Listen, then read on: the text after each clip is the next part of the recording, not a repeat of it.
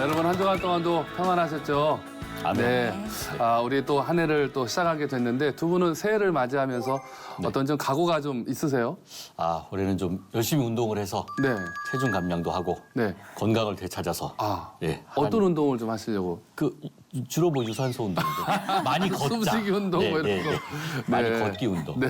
우리 세례자매님은 어떠세요? 한 해 시작하시면서? 저도 건강한 몸을 만들자라는 네네네. 게 저의 올해 목표예요. 우리 TV로 시청하고 계시는 모든 분들도 하나님의 은혜로 올 한 해 또 건강하시고 하나님의 은혜가 가득하기를 또 기도하겠습니다. 아멘. 자, 우리가 인생을 살아가면서 또 건강도 해야 되지만 사실은 입는 옷에 따라서 인생이 또 달라지기도 하잖아요. 예전에 제가 이렇게 보면은 그 예비군 훈련장 같은 데 가면 이 멀쩡한 분들도 예비군복 입혀놓으면 사람이 이상해지거든요. 옷 빼고 막 이상한 데 가서 이상한 행동하시고 막 그러는데 두 분은 아무래도 연기를 하시다 보니까 옷을 이렇게 입음에 따라서 옷의 종류에 따라서 마음도 좀 달라질 것 같은데 어떠세요? 네, 많이 달라지죠.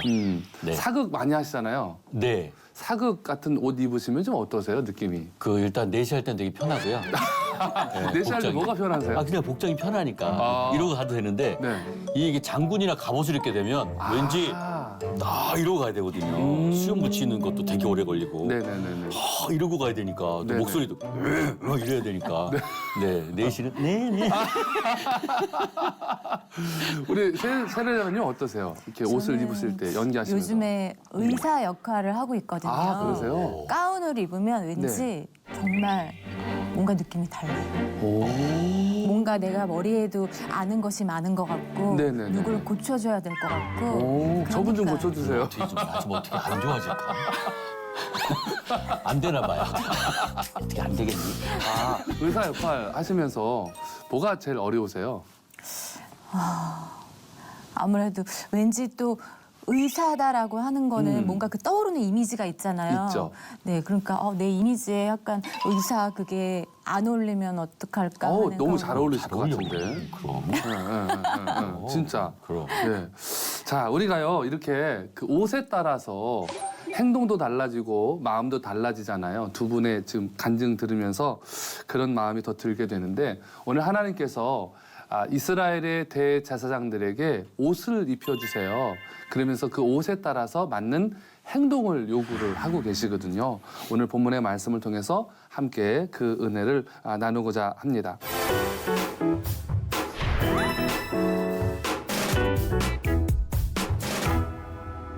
신학생들이 그 신학 공부하면서 제일 먼저 배우는 말 중에 하나가 뭐냐면 코람데오라는 말을 먼저 배워요. 혹시 두 분 코람데오란 말 들어보셨어요? 혹시? 코람은 이제 하나님. 네. 대오. 응. 대오. 하나님 앞에 있으면 돼요. 네. 코람데오. 근데 맞습니다. 그래요? 이 라틴어인데요. 코람데오가 하나님 앞에서라는 뜻이 있어요. 근데 하나님 앞에서 제대로 서 있으면 되겠죠. 당연히. 아주 해석을 너무너무 잘하셨는데 우리 인생을 살아가면서 이 코람데오, 하나님 앞에 서 있다는 것이 굉장히 중요한 의미가 되어집니다. 제가 우스갯소리 하나 좀 할게요. 한국 여자분 한 분이 지옥에 가게 된 거예요. 지옥에 갔는데 왜 한국에서는 우리가 지옥 가면은 막 지옥 그 유황불에 사람들이 들어가가지고 뜨거 막 이런 거 생각하잖아요. 영화에서도 그런 장면도 나왔고. 근데 가서 보니까 지옥에 불이 없는 거예요. 그러니까 이 여자분이 궁금해가지고 물었어요.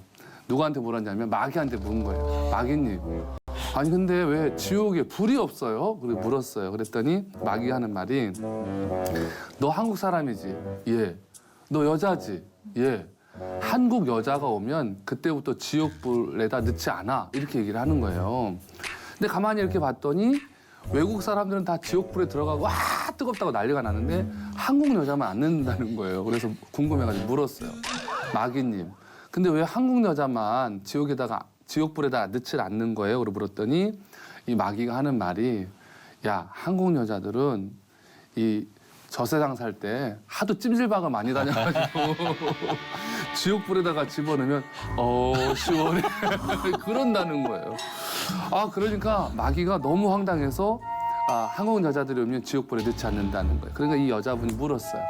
아니 그러면 한국 여자가 오면 어떻게 벌을 주나요? 그러고 물었어요. 그랬더니 마귀가 하는 말이 한국 여자들을 위해서 준비되어져 있는 특별한 기구가 있다는 거예요. 한국 여자들한테는 그 기구를 사용한다는 거예요. 혹시 세례자님 그게 뭔지 아세요? 모르겠어요. 그게 뭐냐고 물으니까 마귀가 이러는 거예요. 그 기구 앞에만 갖다 놓으면은 한국 여자들이 막 머리를 잡아뜯으면서 막 소리를 지른다는 거예요. 그게 뭐냐고 이제 물었더니 마귀가 기계를 하나 딱 갖다 주는데 가만히 봤더니 체중계더라는 거예요. 이해가시죠? 그러면서부터 한국 여자들이 오면은 지옥에서 진수성찬을 차려가지고 먹여놓고는 그 체중계에다 올려놓는다는 거예요. 그러면 여자들이 막 2kg 쪘어! 막 그러면서 막 소리를 지른다는 거예요. 그래서 한국 여자들이 오면 그때부터 지옥에서 신종 고문 기법으로 체중계를 사용한다는 거예요. 참 황당하고도 그 재미있는 이야기인데요. 지금 우리는 두 가지 얘기를 들은 거예요. 뭐냐면 코람데오, 하나님 앞에서, 또 하나는 체중계 앞에서. 그죠? 체중계 앞에서. 자, 두 분은 하나님 앞에서 하고 아니면 그 체중계 앞에서 어떤 게 더 무서우세요? 하나님 앞에서. 진짜요? 네. 우리 세례자매님은 어떠세요? 하나님 앞에. 하나님 앞에서. 체중계 앞에서는 자신 있으신가 봐요. 그거 뭐 또 늘 똑같으니까. 우리 인생을 살아가면서 과연 내가 어디에 섰을 때 두려움을 느끼느냐. 이것을 지금 하나님이 제사장들에게 옷을 통해서 가르쳐 주시는 거예요. 자, 코람데오. 하나님 앞에서 이 말 안에는 이런 의미가 있겠죠. 우리의 일상을 하나님이 다 알고 계신다라는 겁니다. 24시간. 우리는 어디 가서 숨으면 여러분 그 창세기에 그런 얘기 나오잖아요. 아담과 하와가 죄를 짓고 숨었을 때 자기들은 아무도 모르는 곳에 숨었지만 하나님은 찾으시잖아요. 그리고 내가 거기서 무엇하고 그냥 물으시잖아요. 그렇습니다. 똑같습니다. 오늘 우리의 모든 삶의 일거수일투족을 하나님이 알고 계신다라는 겁니다. 코람데오. 오늘 옷을 통해서 하나님 그것을 가르쳐 주시는데 사실은 우리들은 그렇잖아요. 요즘 많은 분들이 프라이버시를 굉장히 중요시 여기시잖아요. 그래서 사람들 있는 곳에 가지 않고 나 혼자만의 시간들을 갖기를 원하는데 우리 그리스도인들에게 있어서 이 프라이버시가 과연 지켜질까요? 지켜지지 않는다는 겁니다. 왜냐하면 코람데오 하나님 앞에 서 있기 때문에 하나님은 24시간 우리의 모든 일거수일투족을 알고 계신다. 어떻게 보면 굉장히 두려움인데 이걸 알고 있으면서도 이걸 우리가 놓치고 살아갈 때가 많다는 거예요. 사실 저도 그런 것 같아요. 코람데오, 하나님이 나의 모든 것을 알고 계신다. 내가 하나님 앞에 서 있기 때문에 그것을 알면서도 순간순간 잊어버릴 때가 있어요. 그러다 보니까 뭐를 져요? 죄를 짓는 거예요. 아무도 없지. 나 혼자 있잖아.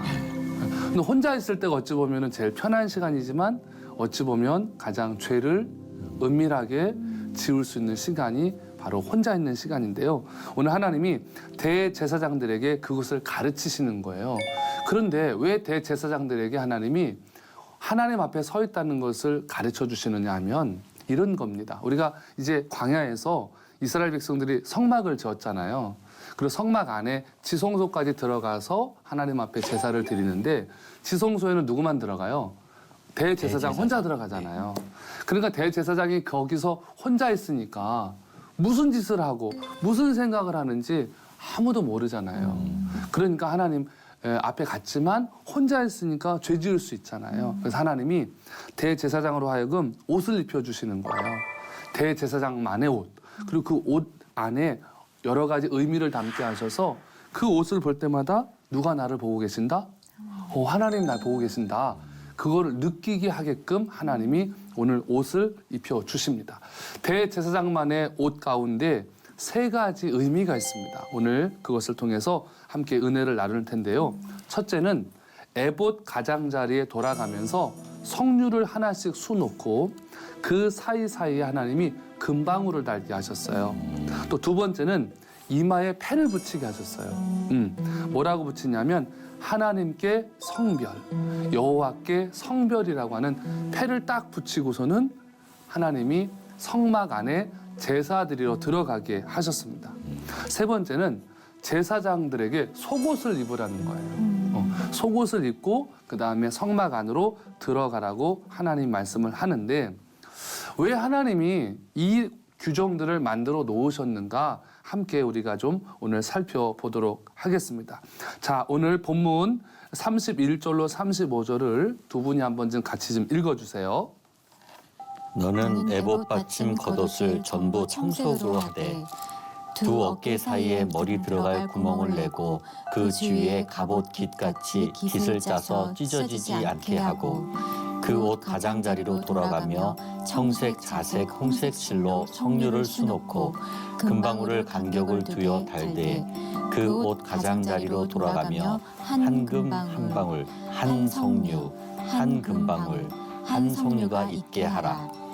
아론이 입고 여호와를 섬기러 성소에 들어갈 때와 성소에서 나올 때에 그 소리가 들릴 것이라. 그리하면 그가 죽지 아니하리라. 아멘. 자, 여기에 보니까 세 가지를 의미하는데 이렇게 본문만 봐서는 좀 내용이 어려울 거예요. 어렵기 때문에 제가 잠시 여러분들에게 이제 알려드릴 텐데 첫 번째가 아까 말씀드렸듯이 에봇 가장자리를 돌아가면서 성류를 수놓고 그 사이사이에 금방울을 달게 하셨어요. 이것이 이제 대제사장이 입는데 아론만 입는 옷이었습니다. 그런데 여기 보면서 왜 하필 성류를 달게 하셨을까? 아니, 왜 하고 많은 것 중에 성류를 달게 하셨을까요? 그럼 예를 들어서 뭐 주일로 따지면 제가 가운을 입고 나오는데 가운에 성류를 잔뜩 따가 나와 섰다고 생각해 보세요, 여러분. 좀 사람들이 볼 때 참 특이하잖아요. 왜 목사님이 성류를 달고 나왔을까? 자, 이 성류는 하나님이 왜 달게 하셨는지 성경에서는 정확하게 알 수가 없습니다만은 유대 랍비 선생님들이 해석하는 것을 보면은 이 성류는 하나님의 율법을 상징한다고 그래요. 그러면 왜 성류를 하나님의 율법으로 사람들이 해석을 했을까요? 그 성류는 껍질을 보면은 굉장히 단단하거든요. 그래서 성류 껍질 까기가 쉽지가 않잖아요. 그런데 그 성류를 깠어요. 단단한 걸 까면은 그 안에 붉은 빛이 도는 아주 맛있는 과육이 들어 있습니다. 그게 성류거든요. 그런데 그 과육을 가만히 보다 보면은 그것이 바로 보석 같은 느낌이 들어요. 그 씨들을 보면은 빛나잖아요. 그러니까 하나님이 이 대제사장의 옷에다가 에봇을 달게 하신 이유는 바로 그런 의미가 있다는 거예요. 제사장이 이렇게 들어가면서 자기도 보잖아요, 성류를. 그 성류는 바로 하나님의 율법. 근데 하나님의 율법이 겉으로 볼 때는 굉장히 딱딱한 느낌이 있잖아요. 여러분, 율법대로 산다는 것이 쉽지 않잖아요. 딱딱한 느낌이 있잖아요. 그런데 딱딱하고 재미없는 그 율법이지만 때로는 하나님의 말씀이 시대에 뒤떨어진 느낌도 있잖아요. 그러면서 그 성류를 보지만 실제 그 성류를 까보면 그 안에 그 어느 것보다도 달콤한 과육이 있는 것처럼 하나님의 말씀도 딱딱해 보이지만 까서 보면 하나님의 말씀이 달콤하고 그 하나님의 말씀은 또 뭐와 같냐면 보석과 같이 빛난다는 거예요. 그러니까 하나님의 말씀을 상징하는 거예요. 그 성류가 어떤 의미인지 이제 이해가 되시죠? 네. 그래서 하나님의 진리의 말씀이 시대에 뒤떨어진 것 같고 딱딱한 것 같아도 하나님의 말씀을 가까이 하다 보면 달콤하고 빛난 보석처럼 너무 귀하다. 제사장이 제사를 드리러 갈 때 그 성류를 바라보면서 하나님의 말씀을 그런 의미로 해석하고 들어가라는 거예요. 백성들도 제사장을 볼 때마다 아, 율법은 딱딱하지만 보석 같고 달콤하고 귀한 거구나. 그것을 느끼게 하기 위해서 하나님이 성류를 달게 하시는 거예요. 두 분도 내일부터 옷에다 성류 좀 달고 다니세요. 아멘. 성류 사러 가야지. 자, 여러분, 오늘날에도 동일하게 적용될 수 있다는 거예요. 하나님의 말씀은 딱딱한 것 같으나 달콤하고 뭐와 같다? 보석과 같다. 그겁니다. 그런데 그 제사장이 그 성류를 달고 중간중간에 또 뭘 달게 했어요? 방울 달으라고 했잖아요. 그렇죠? 방울을 달라고 그랬어요. 그러면서 제사장이 움직일 때마다 방울끼리도 부딪히고 성류랑 부딪히면서 소리가 나는 거예요. 움직일 때마다. 하나님이 왜 그렇게 방울을 달게 하셨을까? 우리 지난번에 배웠잖아요. 또 그 지성소에 들어가서 제사를 드리러 들어갔는데 소리가 안 나면 이분이 어떻게 된 거예요? 죽었죠. 돌아가신 거예요. 그러면 이제 여기 발에다가 끈 묶어서 들어갔으니까 잡아 당기는 거잖아요. 하나님이 왜 소리를 나게 했냐면 이런 의미도 있어요. 물론 돌아가셨으니까 소리가 안 나니까 이렇게 빼라는 의미도 있지만 또 어떤 의미도 있냐면 우리가 제사장이 소리를 내지 않고 가만히 있는 것도 죄라는 거예요. 무슨 말이냐? 대제사장이 하는 일은 제사도 드리지만 백성들에게 하나님의 말씀을 전하는 입장도 있잖아요. 그죠? 하나님의 말씀을 가르치고 전하는데 여러분 하나님의 말씀을 제대로 전하지 않으면 소리를 내지 않으면 그 제사장은 죽은 거와 같다는 거죠.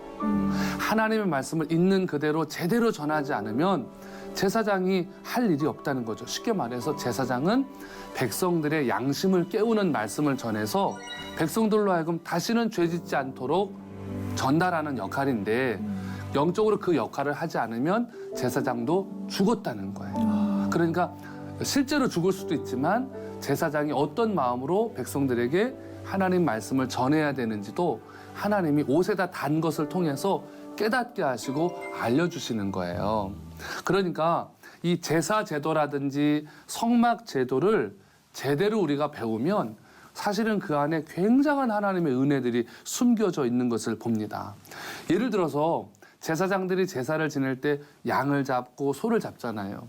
수십 마리의 소를 잡고 수십 마리의 양을 잡는다 할지라도 백성들이 양심이 무뎌져 가지고 하나님 말씀을 지키지 못해서 죄를 짓는다면 백날 양 잡고 소 잡아서 무슨 소용이 있겠어요.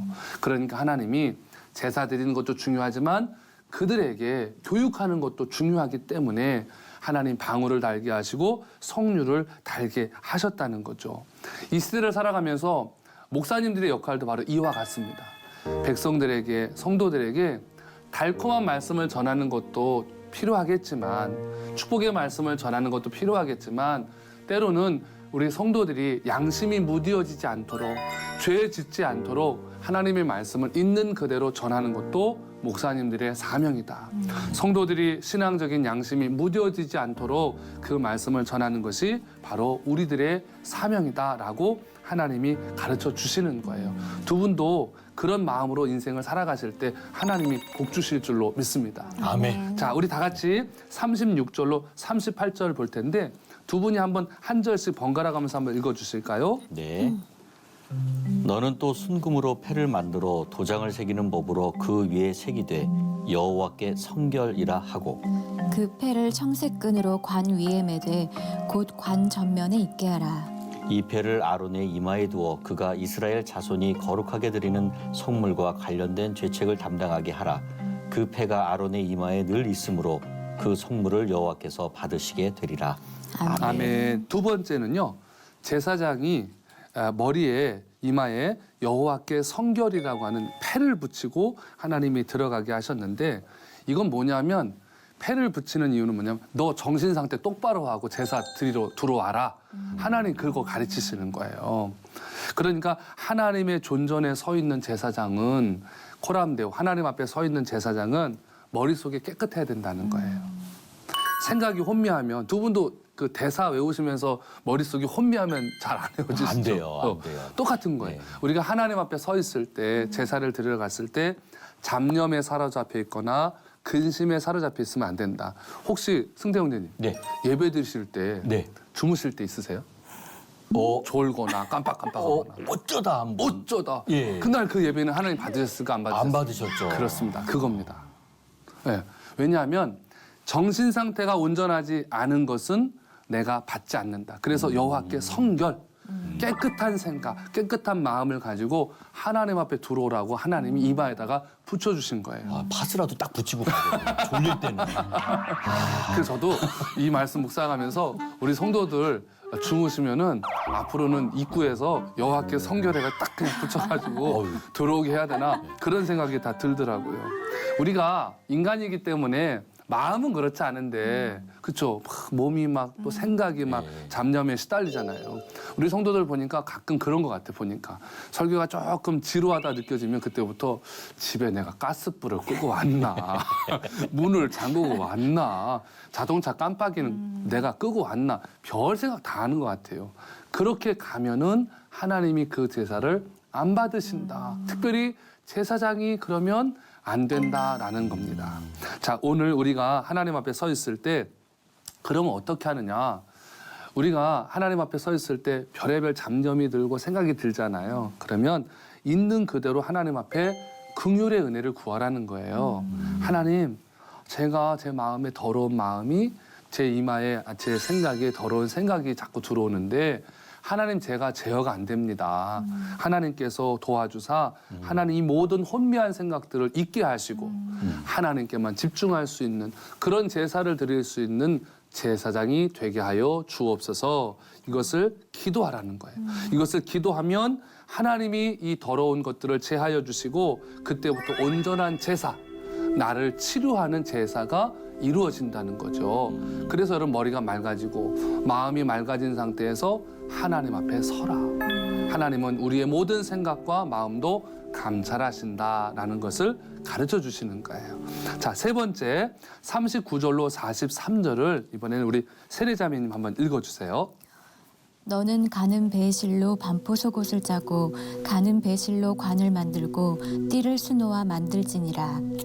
너는 아론의 아들들을 위하여 속옷을 만들며 그들을 위하여 띠를 만들며 그들을 위하여 관을 만들어 영화롭고 아름답게 하되 너는 그것들로 내 형 아론과 그와 함께한 그의 아들들에게 입히고 그들에게 기름을 부어 위임하고 거룩하게 하여 그들이 제사장 직분을 내게 행하게 할지며 또 그들을 위하여 배로 속바지를 만들어 허리에서부터 두 널쩍다리까지 이르게 하여 하체를 가리게 하라.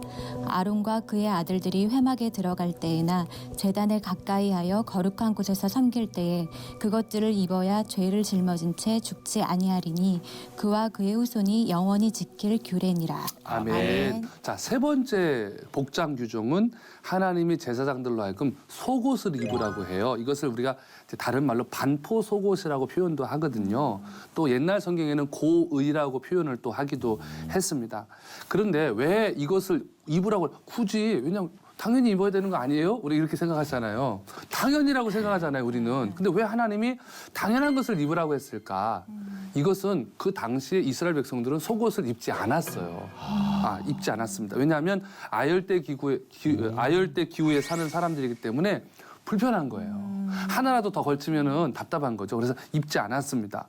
근데 하나님이 이 속옷을 제사장들에게 입게 하신 이유는 뭐냐면 치부가 보이지 않게 하기 위해서예요. 그런 의미가 있습니다.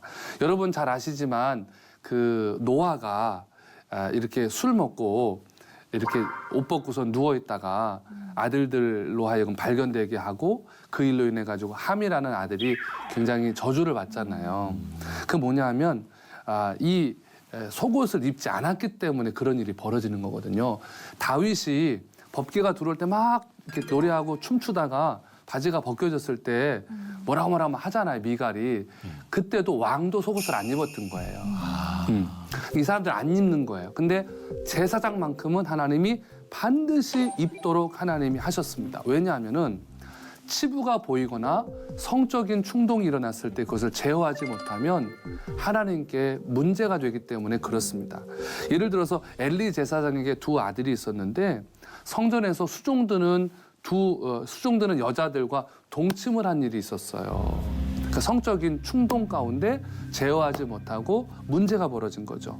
그래서 하나님이 하나님 앞에서 제사장들이 그런 일들을 하게 되면 이것은 하나님께 영광이 되지 않고 하나님은 그 제사를 받으시지 않는단 말이죠. 그래서 하나님이 이 성적인 자극이나 충동이 하나님의 존전 앞에서 일어나는 것들을 막으시기 위해서 하나님이 제사장들한테 반포 속옷을 입으라고 말씀을 하시는 거예요.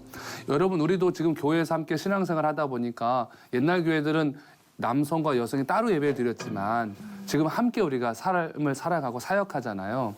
그래서 하나님이 늘 스스로 조심하라는 거예요. 특별히 목회자들에게 영적인 순결과 성적인 순결을 말씀하시는 거예요. 우리는 거룩한 제사장, 만인 제사장이라고 지금 이야기하잖아요. 두 분도 삶의 현장 속에서 거룩한 제사장으로서 역할을 하시고 계신데 오늘 이 영적인 반포 속옷을 입고 우리가 늘 하나님 앞에 성적으로 깨끗하게 삶을 살아가기를 하나님 원하시고 그런 사람들의 예배를 하나님이 받기를 원하셔서 하나님이 반포 속옷을 입어라. 스스로 제어할 수 있어야 하고 그다음에 스스로 늘 돌아보라는 거예요. 옷을 입을 때마다 하나님이 나에게 이것을 원하시지, 성적인 순결을 원하시지, 죄짓지 말아야지, 이것을 하나님이 깨닫게 하기 위해서 하나님이 이 옷을 입게 하셨다는 거예요. 여러분 아시지만 구약성경에 보면 요셉이 보디발의 아내의 유혹을 받잖아요. 보디발의 아내가 요셉 후후 막 이러면서 막 달려들잖아요. 그때 요셉이 뿌리치잖아요. 그것을 우리가 영적인 반포 속옷을 입은 모습으로 보시면 정확하게 이 옷의 의미를 아시게 될 건데, 우리는 하나님 앞에서 산다. 이런 의미. 하나님 앞에서 산다. 그래서 내가 양심이 무뎌지면 안 된다. 영적인 성적인 순결을 지켜야 한다. 예배할 때는, 하나님 앞에 나갈 때는 내가 잡념이 있어서는 안 되고 다른 생각해서는 안 된다. 오직 하나님만 바라보고 하나님께만 집중하는 제사를 드려야 한다. 이것이 지금 어디서 선포되는 거냐면, 이스라엘 백성들이 지금 광야에서 하나님 성막을 만들어 주시고 제사 규정을 말씀하시면서 제사장들에게 지금 이 옷을 말씀하시는 거거든요. 오늘 여러분들도 삶을 살아가면서 오늘 늘 하나님 앞에 거룩한 옷을 입고 하나님 앞에서 살아간다라는 생각을 가지고 삶의 현장 속에서 살아가실 때 우리가 광야 40년 끝까지 승리하고 가나안까지 갈 수 있을 겁니다. 이 은혜가 저와 우리 또 두 분과 우리 또 여기 오신 분들과 함께 우리 텔레비전으로 시청하시는 모든 성도분들 가운데 함께 하시기를 바라고, 우리 끝까지 영적인 순결 잘 지켜서 우리 하나님 나라까지 가는 축복의 주인공들이 다 되시기를 주님의 이름으로 축복합니다. 아멘. 자, 이 은혜 안에 사시고 우리 다음 주에 다시 뵙겠습니다. 감사합니다.